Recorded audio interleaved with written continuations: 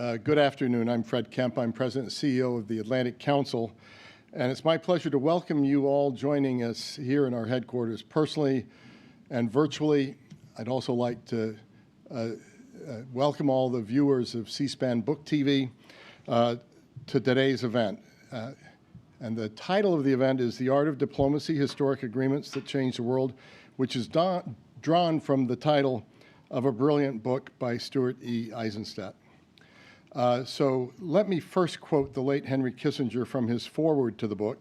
Quote, "A great statesman and diplomat develops a vision and takes a people from the present to a future that they have neither experienced nor imagined. The process by which the statesman does that is diplomacy." And he, of course, urges people to read this book as a valuable and necessary primer.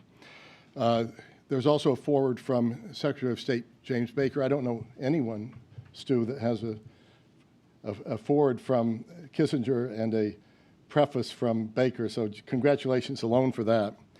Now let me quote myself in the endorsement to Stu's book. My endorsement reads, "A brilliant analysis of the ins and outs of diplomatic deal-making from one of our country's finest public servants and global affairs practitioners.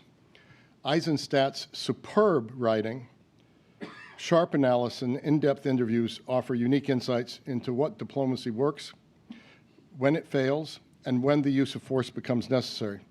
It's a must-read for anyone with an interest in how diplomacy leadership works and how it doesn't." So over the past 80 years, major international agreements spearheaded by American diplomats and negotiators, from the Marshall Plan to the opening to China to more recently the Abraham Accords, have transformed the world, advanced peace and prosperity and security for millions. In the past and today, U.S. diplomats, negotiators, and foreign policy practitioners have worked both behind the scenes and in the Klieg lights of the global stage to advance U.S. values and interests through these and other groundbreaking developments, proving diplomacy to be a vital but often underappreciated foreign policy tool. Now, in an increasingly complex world, understanding the art of diplomacy, what it is, how to exercise it, how to adapt it for a modern era, is more important to ever for sustaining U.S. global leadership. And for that reason, I'm delighted today to be joined by Ambassador Eizenstat. Stu currently serves as Special Advisor on Holocaust issues to the U.S. Secretary of State, is a board director at the Atlantic Council, and was the former U.S. Deputy Secretary of the Treasury and Ambassador to the European Union when we got to know each other much better, among other important positions in government. I also want to use this moment to thank you personally, Stu, for your advice, for your wisdom to me for many years already at the Atlantic Council. You've been instrumental to the strength of the organization today, and I really want to thank you for, at a very crucial moment in our Council's history, for giving me the value of your wise insights and always sound advice. Today's event and book themes are integral to the Atlantic Council and to the Scowcroft's mission of developing sustainable, nonpartisan strategies to address the most important security challenges facing the United States and the world.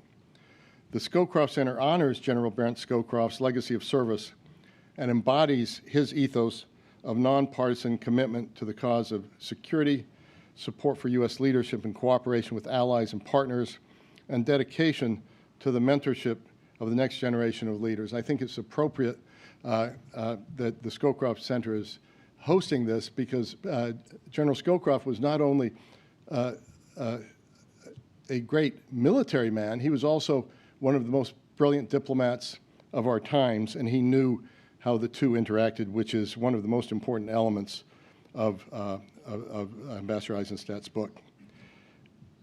In addition to Ambassador Eizenstat, we're delighted to be joined today by a distinguished panel of former diplomats who will reflect on their extensive experiences brokering international agreements and negotiations at the highest levels of U.S. foreign policy decision-making. And it's a treat to have three such accomplished individuals with us today. So thank you to Ambassador Paula Dobriansky, Ambassador Ronald Neumann, and Ambassador John Negroponte for joining us this afternoon. Now I'm going to turn the floor over to Matt Koenig, Atlantic Council Vice President and Senior Director of the Scowcroft Center, who will moderate our discussion. I encourage our in-person audience to purchase a copy of the Art of Diplomacy book from our Politics and Prose bookseller in the Atlantic Council lobby directly after this event, where you can get your copy signed as well. I also encourage any of you listening virtually or here in the audience to buy an absolutely remarkable book that Stu wrote previously, President Carter, The White House Years. It's one of the most compelling presidential biographies I have ever read, and again combines Ambassador Eisenstat's keen experience, his keen ability to report, but his also beautiful writing capability.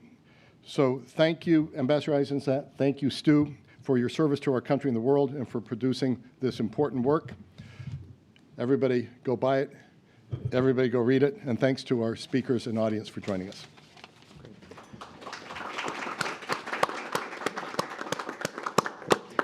Well, thank you very much, Fred. Welcome, everyone, to the Atlantic Council. President Biden has said that the world is at an inflection point as the United States and its allies and partners face an increasingly contested geopolitical landscape, perhaps the most dangerous since World War II. Wars in Ukraine and Gaza rage on, revisionist autocracies challenge the U.S.-led order.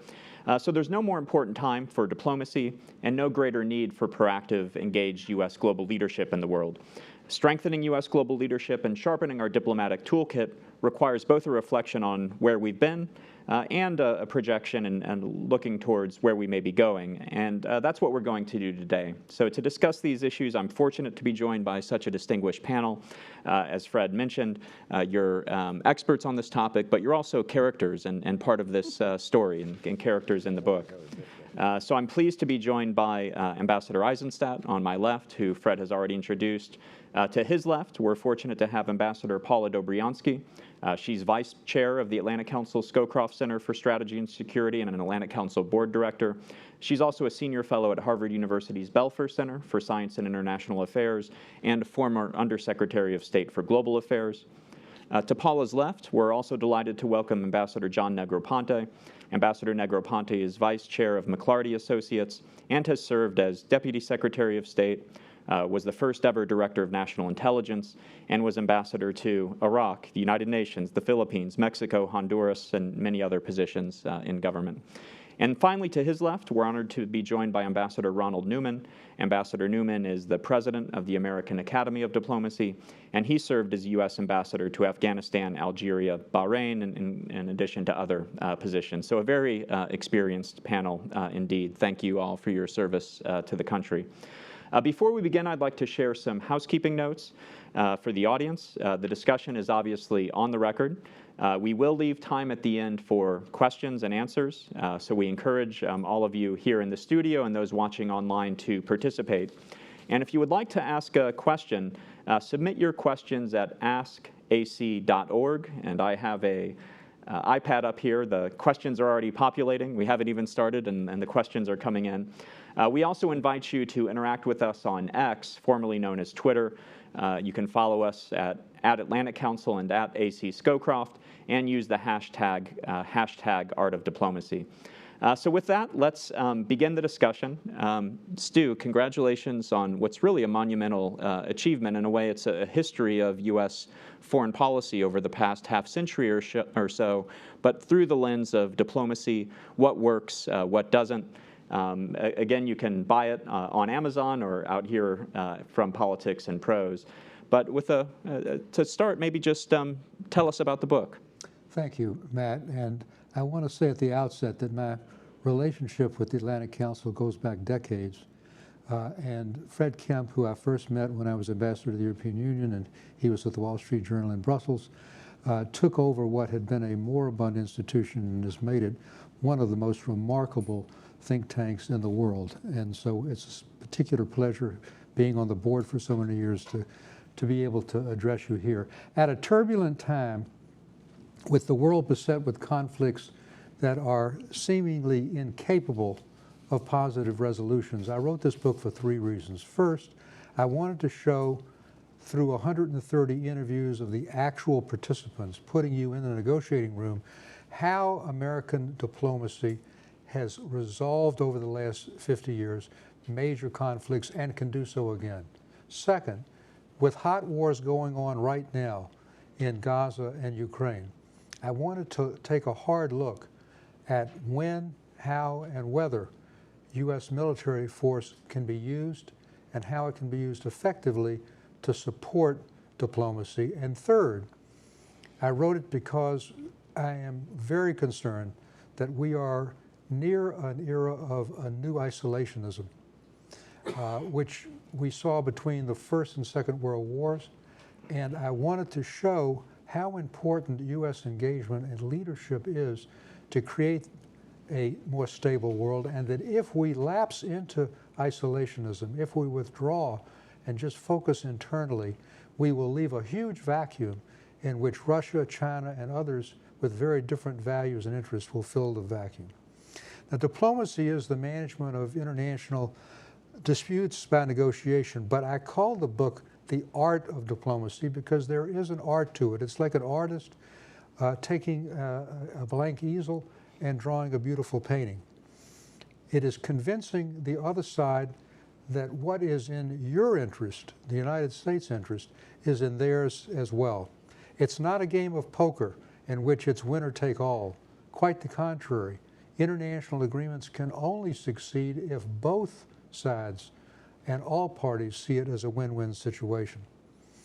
Now, a starting point is presidents appointing the right negotiator at the right time. This doesn't guarantee success. In fact, the idea of an ideal negotiator coming in on horseback and reaching an agreement to save the day only occurs if the parties to the dispute have an interest in a positive resolution. It's hard to imagine, however, German reunification without Jim Baker. It's hard to imagine the opening to China without Henry Kissinger. It's hard to imagine the Good Friday Agreement on Northern Ireland without George Mitchell, or the Camp David Accords without Jimmy Carter, or the Accords solving in Dayton the Bosnia War without Dick Holbrooke. And they brought a common set of skills, which I discuss in each chapter and then in conclusion. And these are as follows: a fierce determination to succeed, to seize the historic moment, as George H.W. Bush and Jim Baker did when the Berlin Wall fell. Second is courage, not the courage of the battlefield, but the courage to take risks for peace and negotiations. We saw that with Sadat going to Jerusalem, with the Crown Prince of the UAE in the Abraham Accords. We saw that in Northern Ireland, where the Catholic and Protestant communities, the nationalists and the unionists, finally decided that enough violence was enough, broke from their political basis to make peace. Third is preparation. There is no substitute for being prepared, for knowing more about the issues than anybody else at the negotiating table, so you can come up with creative compromises. Next is the ability, and this may seem like an unusual one, to listen.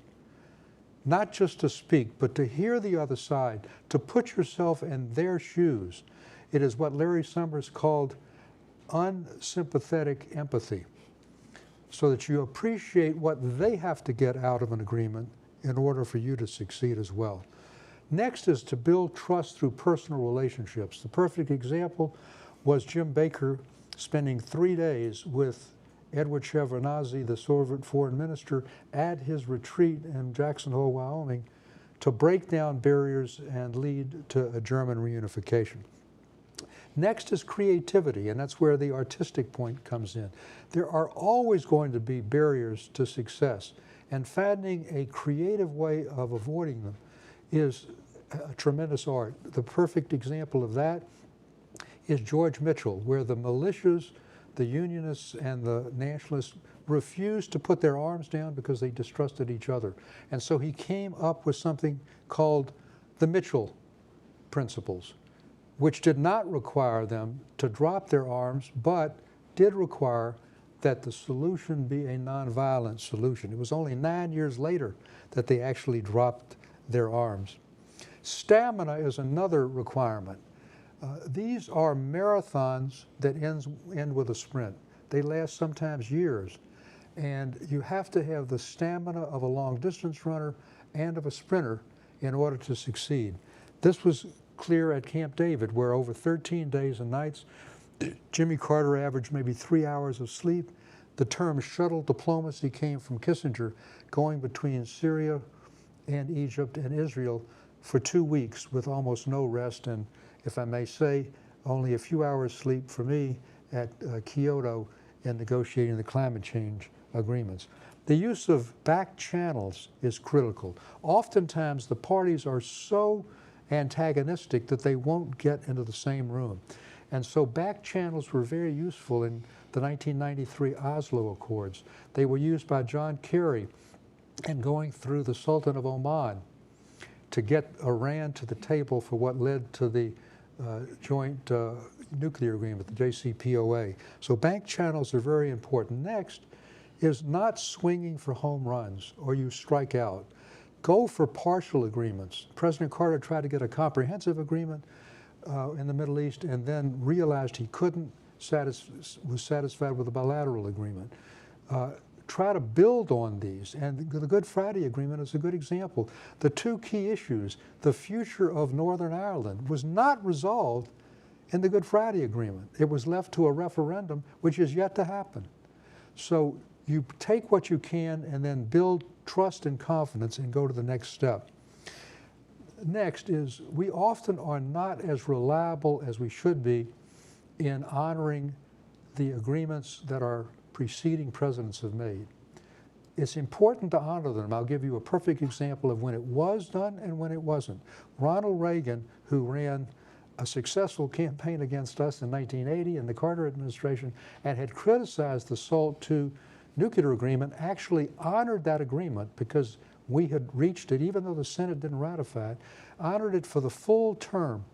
Contrast that with the JCPOA nuclear agreement reached by President Obama and John Kerry, where President Trump abandoned it and it ended up allowing Iran to break through the limits which were created. Next is, don't negotiate behind the back of the governments you're supporting. This was frankly done in Vietnam, where we negotiated without Saigon being in the room, and it was done in Afghanistan, where we negotiated with the Taliban in the Trump administration and Pompeo without having the government involved.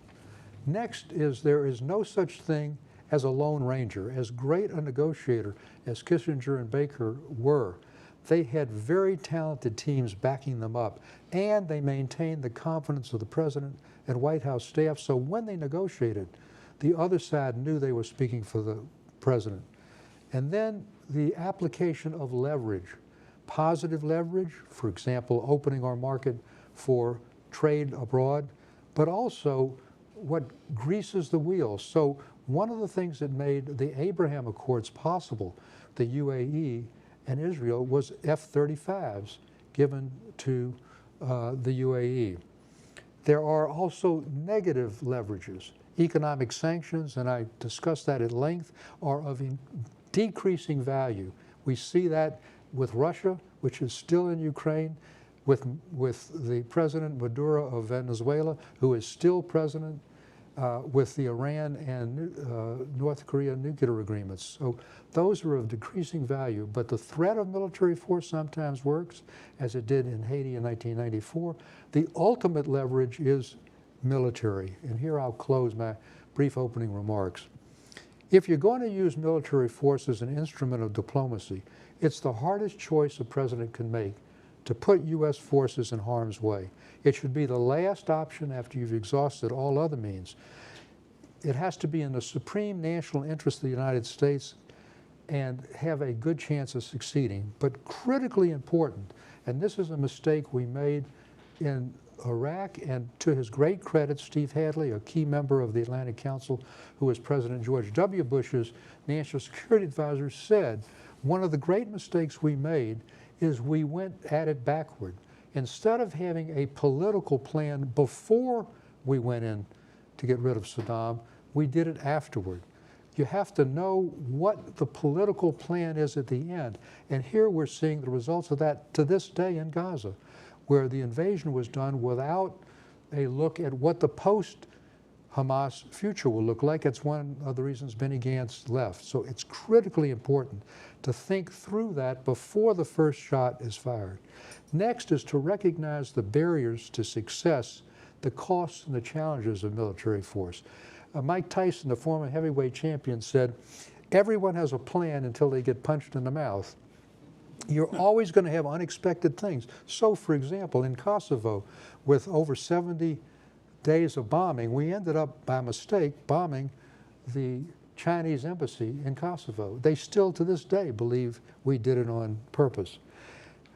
Critically important in the use of military force is something that General Petraeus emphasized in my interview with him, and that is to understand the culture, the history, and the internal politics of the countries in which we intervene. We did not do that in Iraq, where we, in effect, got rid of a minority Sunni leader in a majority Shiite country. We didn't really understand Afghanistan as well as we should. We certainly didn't understand Libya. In fact, President Obama said this was the worst mistake of his presidency. The last two, the use of force must be decisive. That's what Colin Powell stressed. He said he'd never used the term overwhelming. It has to be decisive. There were 500,000 troops used by George H.W. Bush in the Gulf War.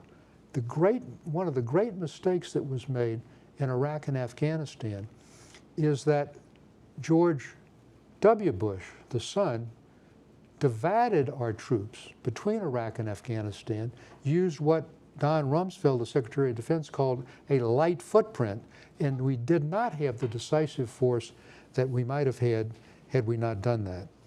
And last is good intelligence. Good intelligence is crucial, and if there was one finding that really surprised me, we all know about the absence of WMD, of weapons of mass destruction in Iraq. But what came clear in the interviews was something that is not well known, and that is Saddam had actually destroyed his weapons of mass destruction in accordance with UN resolutions, but would not admit it publicly for fear it would weaken him domestically and encourage the Iranians to invade. That misjudgment, which we missed as the United States through poor intelligence, cost him his life, but thousands of Iraqi and American troops. And I was unfortunately part of one of the worst intelligence failures in American history in the Carter White House. And that is the CIA, 6 weeks before the Shah left ignominiously, said, and I have the memo in the book, that Iran is in neither a revolutionary nor pre-revolutionary state. And they did not know that our principal ally, the Shah of Iran, had incurable cancer. A remarkably bad intelligence decision. If you have bad intelligence, you can't make good decisions. I conclude the book by saying that it's tremendously important to strengthen our democratic institutions, to heal our partisan divisions, to come back to Arthur Vandenberg's notion that politics stops at the water's edge. You can't be a good negotiator when at home one other party is trying to undercut your negotiations. Diplomacy is a high calling, and if done right, we can leverage U.S. policy in a positive way to resolve conflicts peacefully. And I'm sure we'll talk more about how these lessons apply to Gaza and Ukraine. So thank you very much. Great. Well, thanks very much, Ambassador Eizenstat. A really powerful set of lessons derived from a comprehensive history of the past half century or so. And of course, the purpose of looking back was not just to derive the lessons of history, but to be able to apply them to today. And so maybe I'll just come back with a follow-up to you. We do have 2 ongoing wars now in Ukraine and in Gaza. What are the lessons from your book for these conflicts? Is there the prospect for a successful diplomatic outcome to either of these conflicts? Henry Kissinger said and it applies directly to Ukraine, that you can only achieve at the negotiating table what you win on the battlefield.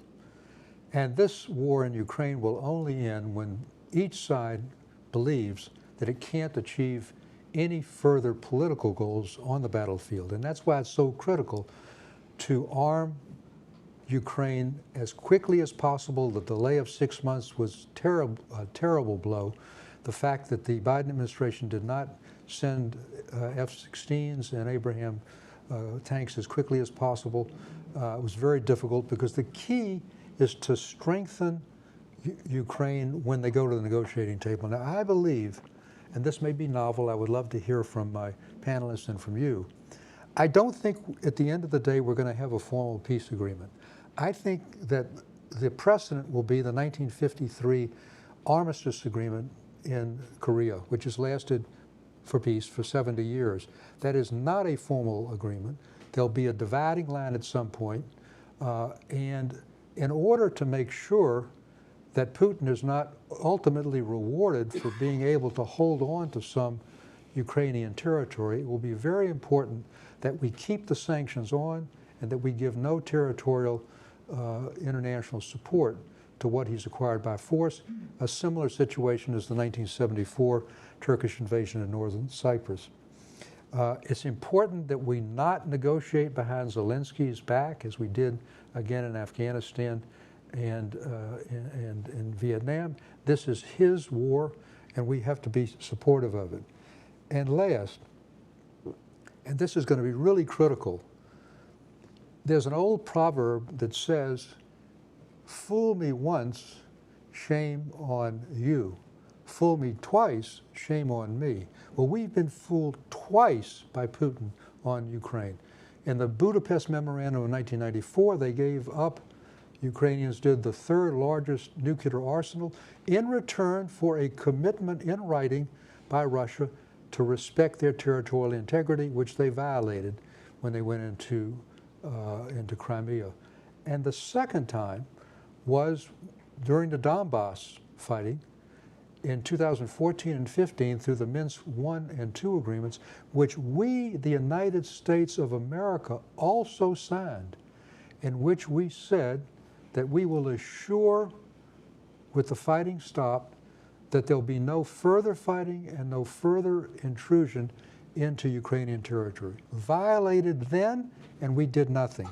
So we're going to have to come up with something perhaps short of an Article 5 NATO guarantee, but something that assures Zelensky and Ukraine that when and if there is some agreement to stop the fighting, that it's not simply a temporary pause for Putin to reload and start all over again. We can perhaps talk about Gaza if you want now, or we can do it a little later. Well, let's definitely get to it, but I think I would like to bring in the panelists at this point. And it's difficult to know what to ask because, as I said, you're experts, but you're also featured in the book. And Paula, maybe let's start with you. There is a discussion of Northern Ireland. There is a discussion of climate. I know those are two issues you worked on in government. I'd be interested in your thoughts.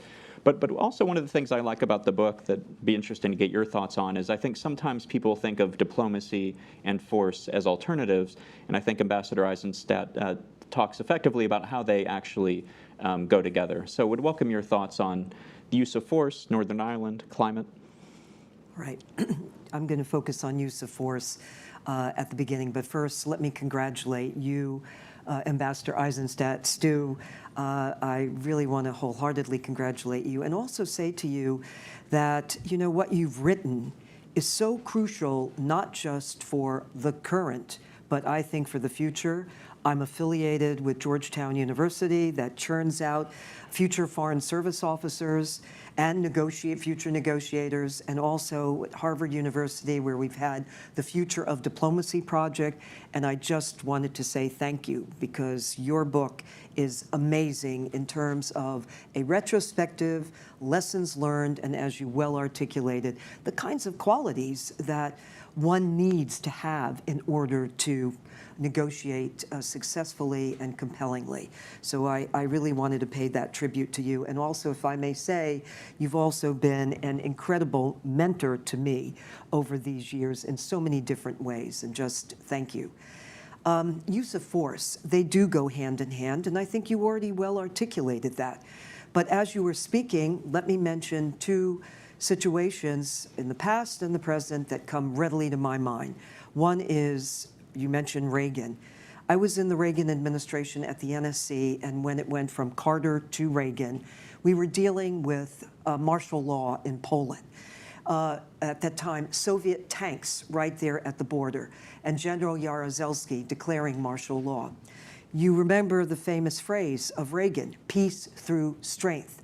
He understood well that in order to be effective in policy, and certainly at the negotiating table, you had to be strong. So to me, force means not just only military strength, but it also means, in this context, economically being strong, politically being strong, unified in purpose. He also had forged alliance with other key leaders, as you well know, Margaret Thatcher, Helmut Kohl, among others. That too contributed to what I would call a great foundation of strength from which to spring from and to negotiate. At the time we did impose sanctions, I would submit at that time, I think the sanctions did work. That would be a case I would cite where sanctions were well suited to the task at hand, because we used those sanctions actually to negotiate with the Poles, release of political prisoners, other kinds of specific steps which we asked them to take, and step by step. And they did indeed.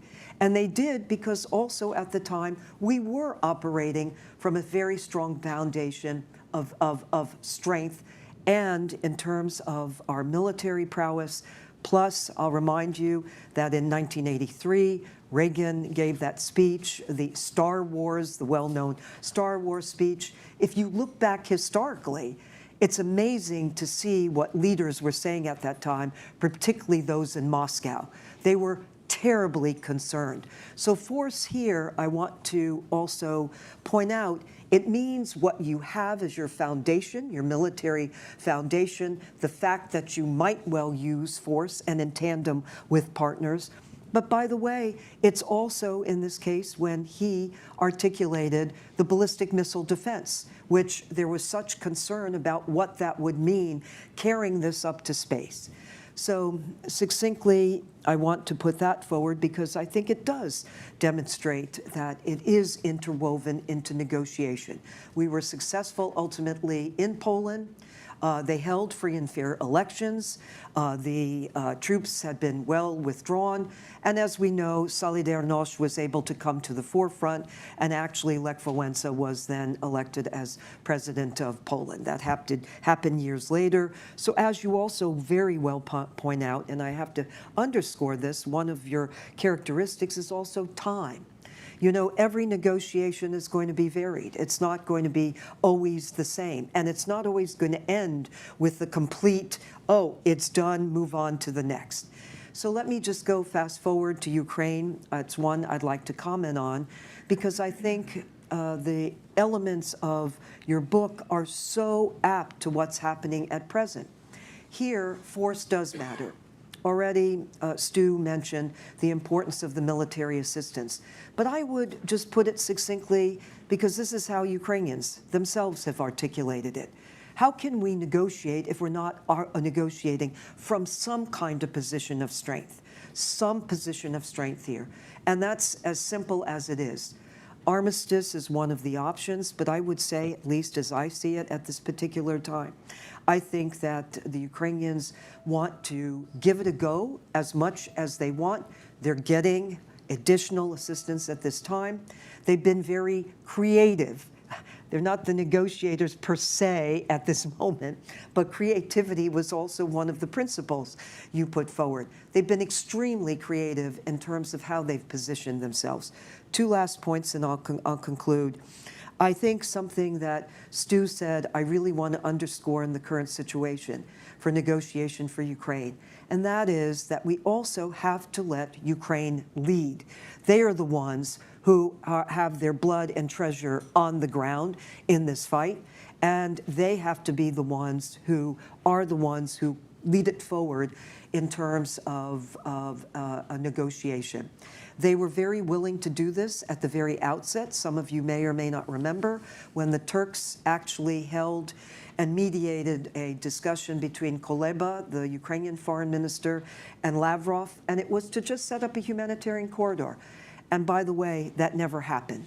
It never happened, and the Ukrainians learned a lesson from years before, from 2014, keep fighting. And that's where, again, force really matters. It does go hand in hand.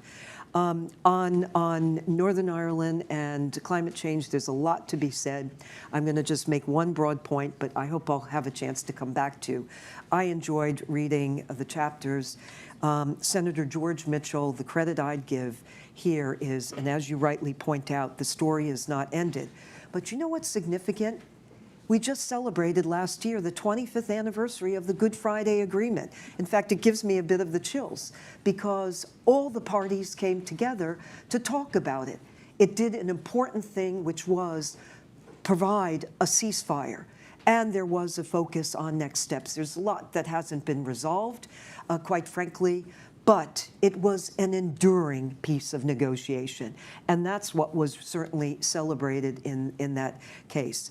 On climate change, I will leave that to the next round. There's a lot to be said on that one.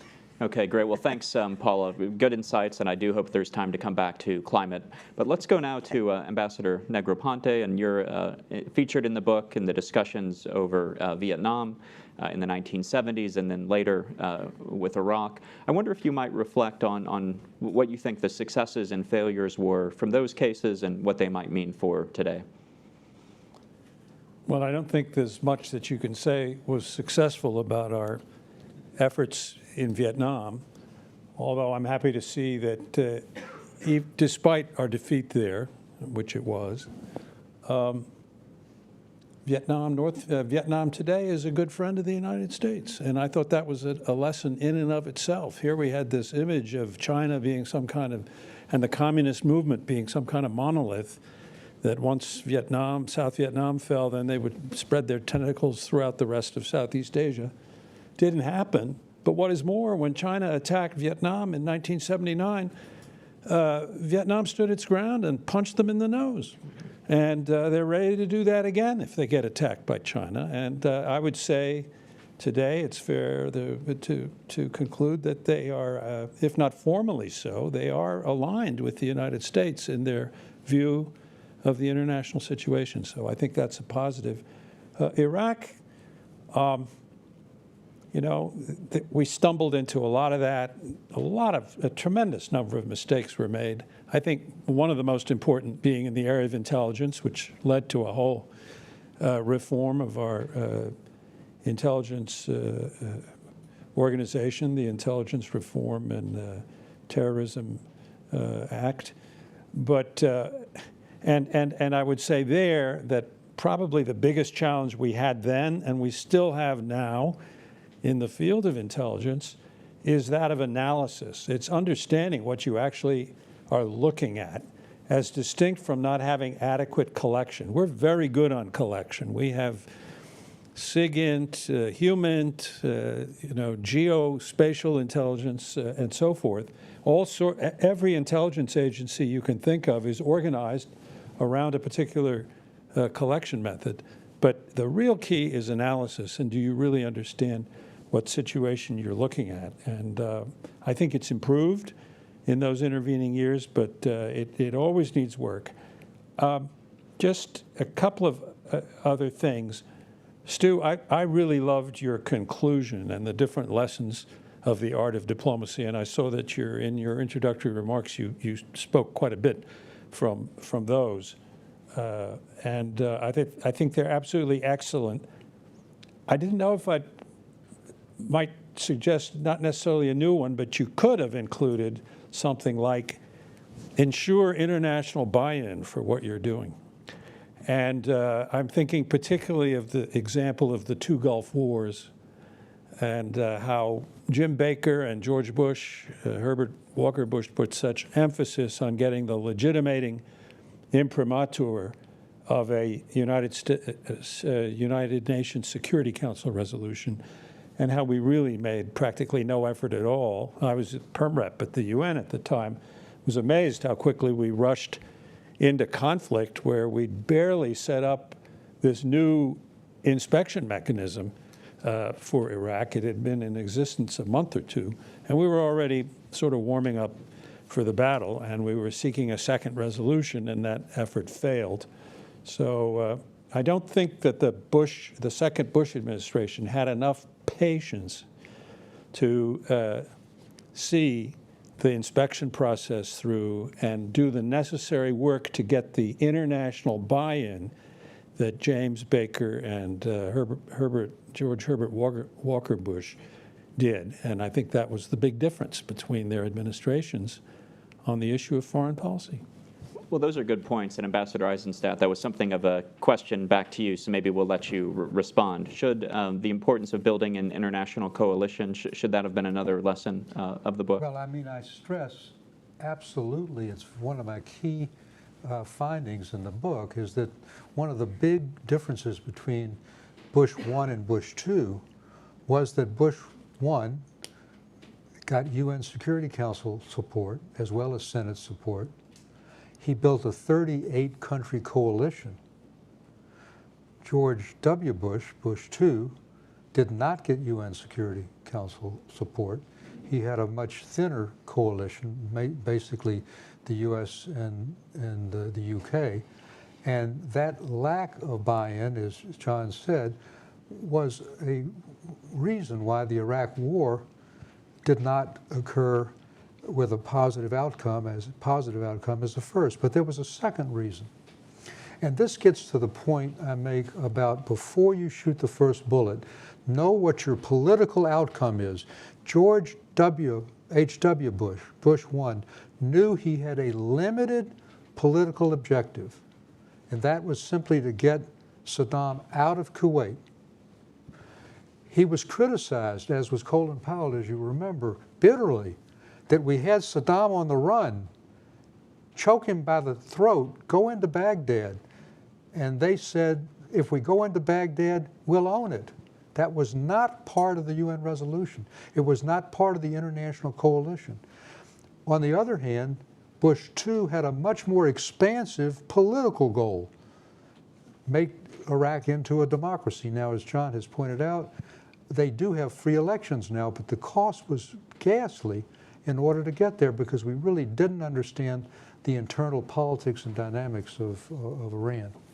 Okay, great. Ambassador Neumann, we were discussing in the green room that your career started as a soldier in Vietnam, ended as a diplomat, is featured in the book and the chapters on Iraq and Afghanistan. From your experience, what are the lessons learned of what makes successful diplomacy and where does it fail? And how might you apply those lessons to where we are today? I mean, that's a question that could go as long as Stu's book. Maybe just a couple of things here. I mean, obviously this lesson of having a political purpose, but you know, that's basic Clausewitz, who talks about war as the extension of politics by other means. And it's something that we have been very hit or miss at understanding, I think, in our wars. One piece you might pull out of this is the importance of personalities.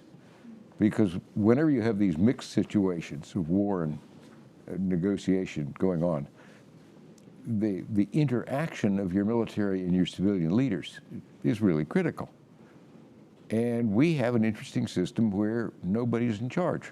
That is, no one person is in charge of our civil and our military operations until you get the president, who will rarely intervene to referee arguments between the two. So when it works well, it's really important.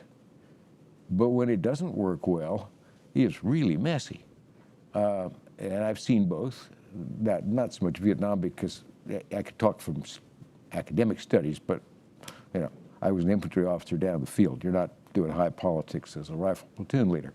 But Iraq, I saw terrible relations at one point, which definitely affected conduct of any kind of operations. And then I had the real pleasure of working under John Negroponte, who had excellent relations with General Casey. And it made things extremely different. And it made it possible to harmonize operations. And that doesn't guarantee success, but you can pretty well get failure if you can't do that. So one is this importance of personalities, because our system doesn't really let somebody, one person dominate the war. So they have to get together. Stu's point about understanding where you're going, it's really hard. Well, it's been defined the other way, as if you don't know where you're going, any road will get you there. But having a clear goal, I would say, just reflecting sort of beyond the immediate discussion, is that I find there's often a mixing in American discussion between politics and strategy, or goal and strategy, I should say. You will hear people say, well, what's your strategy? When the question is really, what's your goal? Because strategy is a roadmap. It's how you reach a goal, and strategy can change without the goal necessarily changing. But I find that we're often mired in a discussion where we confuse tactics and strategy rather than goal. And the other piece of that is the requirement to decide when you have a goal, can you achieve it? Can you achieve it with the means you're prepared to put into it? Can you achieve it with the time that you're prepared to take? And one of the abiding problems with Afghanistan was that no president really was prepared to sign up to what it would take to achieve the goals we enunciated.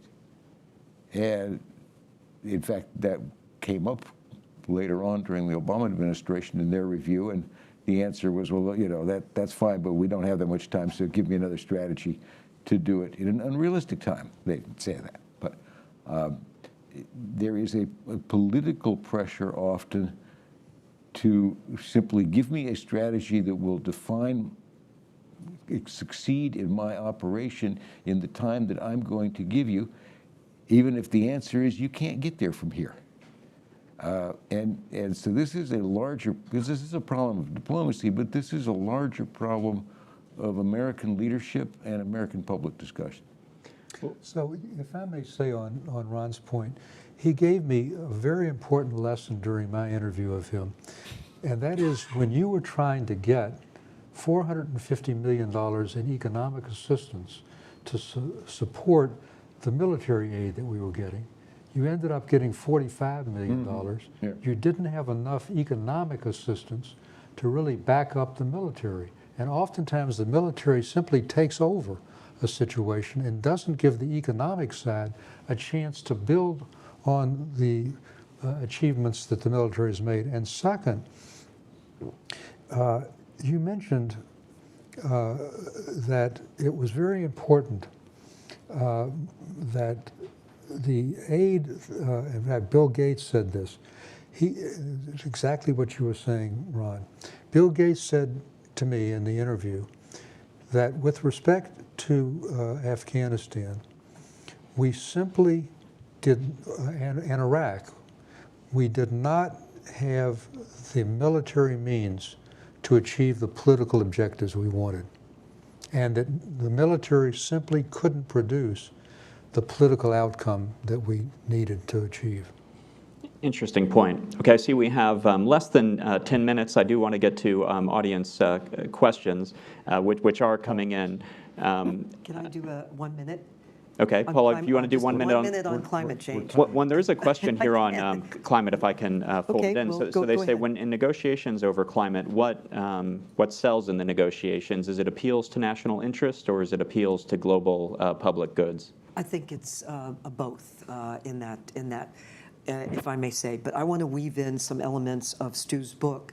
He mentions that when there are negotiations, there are domestic factors that also come into play. This is clearly one that did. He cites, in fact, that for me, in the George W. Bush administration, and before that, the Clinton administration, that did support the Kyoto Protocol, but it never got ratified. 95-0, you do cite in the book how 95-0, all senators said we're not going to go forward with it. Why? Because it will be economically damaging to our economy. There was that domestic component, and that it wasn't seen as being fair.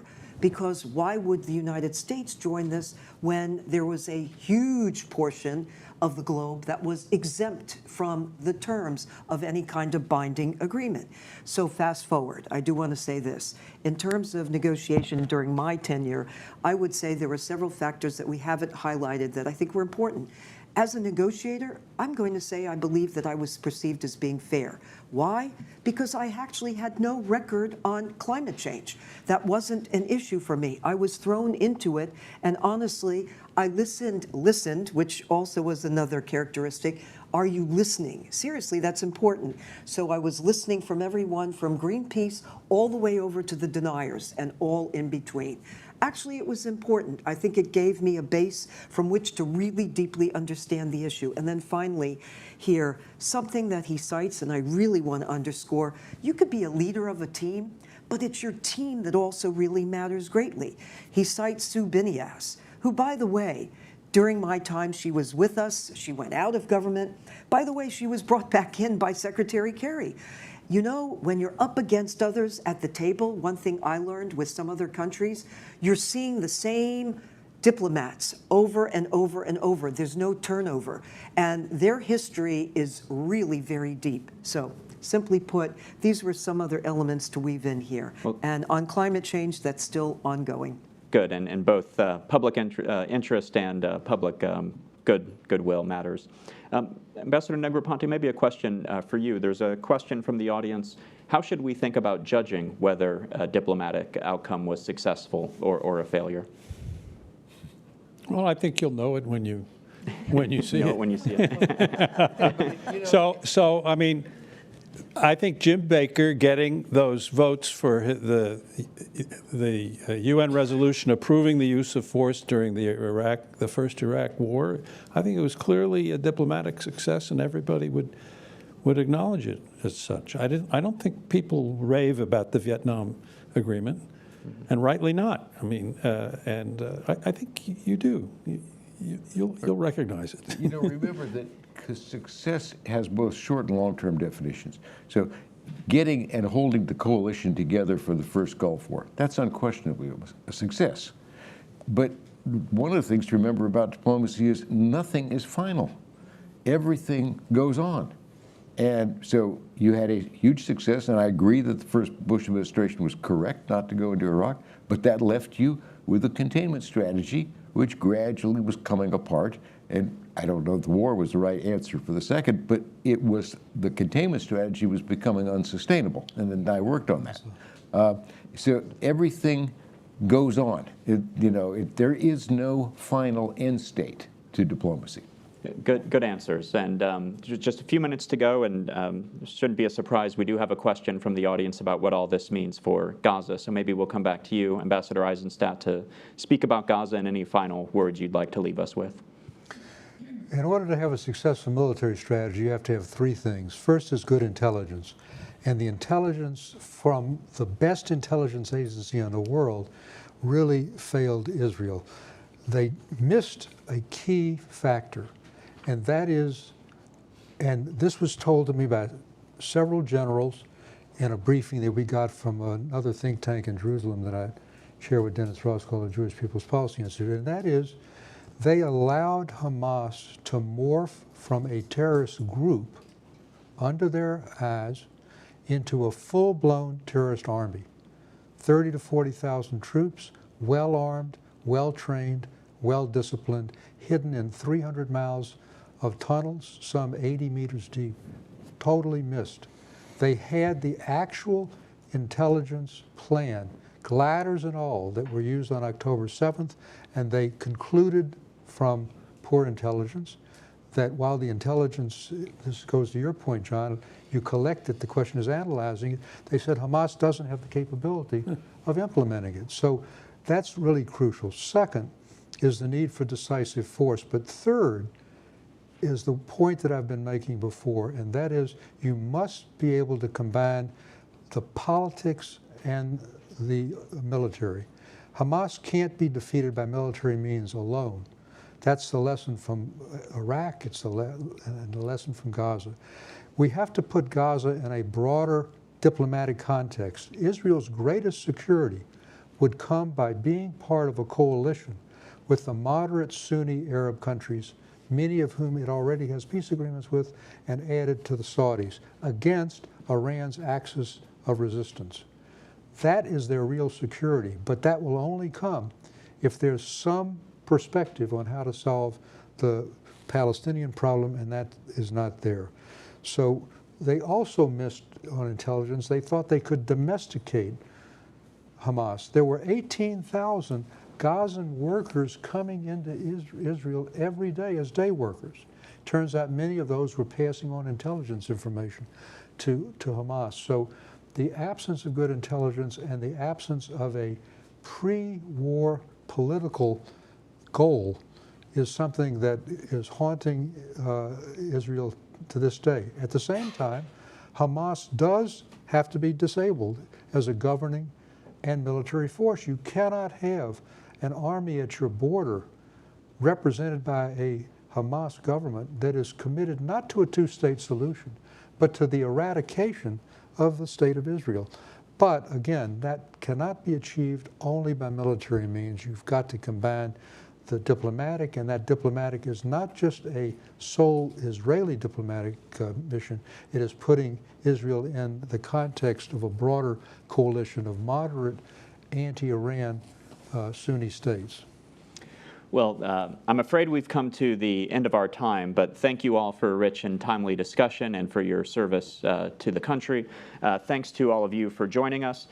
Before we close, I'd like to encourage all of you to join us out in the lobby where you can purchase a copy of the book. Again, it's The Art of Diplomacy, How American Negotiators Reached Historic Agreements That Changed the World by Ambassador Stuart Eizenstat. Politics and Prose are selling copies outside. For those of you watching online, you can get your copy at Amazon or other local booksellers. Once again, thank you all very much, and please join me in thanking our speakers.